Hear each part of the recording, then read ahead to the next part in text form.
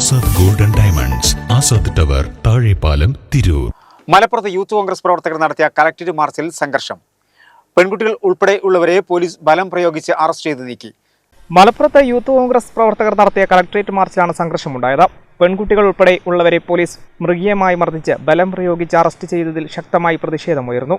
Youth Congress മാർച്ചിന് നേരെ പലതവണ പോലീസ് പ്രകോപനമുണ്ടാക്കി. DCC president VS Joy march ഉദ്ഘാടനം ചെയ്തു.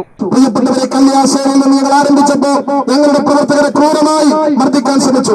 ഹെൽമറ്റ് ഉപയോഗിച്ച്, ചട്ടിച്ചട്ടികൾ ഉപയോഗിച്ച് യൂത്ത് കോൺഗ്രസ് പ്രവർത്തകരുടെ തല തല്ലിപ്പൊളിക്കുകയാണ്. കറുത്ത വസ്ത്രം ധരിച്ച് റോട്ടിലിറങ്ങിയാൽ കസ്റ്റഡിയിലെടുക്കുകയാണ്. വെളുത്ത ഡ്രസ്സിട്ട് റോട്ടിലിറങ്ങിയാൽ കസ്റ്റഡിയിലെടുക്കുകയാണ്. കരുതൽ തടങ്കലിലാക്കുകയാണ്. യൂത്ത് കോൺഗ്രസിന്റെ പ്രവർത്തകന്മാരെ അകാരണമായി അറസ്റ്റ് ചെയ്യാൻ തുടങ്ങിയപ്പോഴാണ് ഞങ്ങൾ കരിങ്കൊടികളുമായി കേരളത്തിന്റെ മുഖ്യമന്ത്രിയെ തടുക്കാനുള്ള ശ്രമം നടത്തിയത്.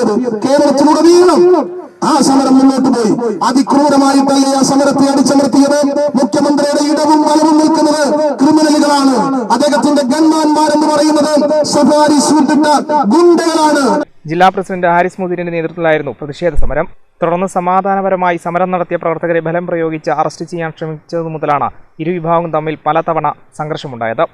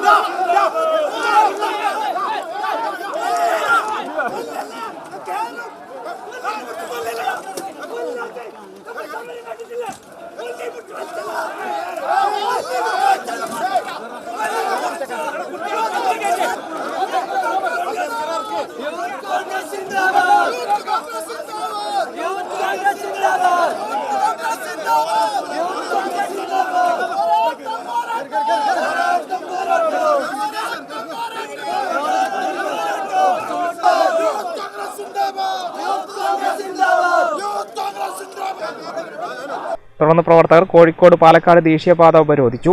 4 മണിക്കൂറോളം നഗരത്തിൽ സംഘർഷമുണ്ടായി.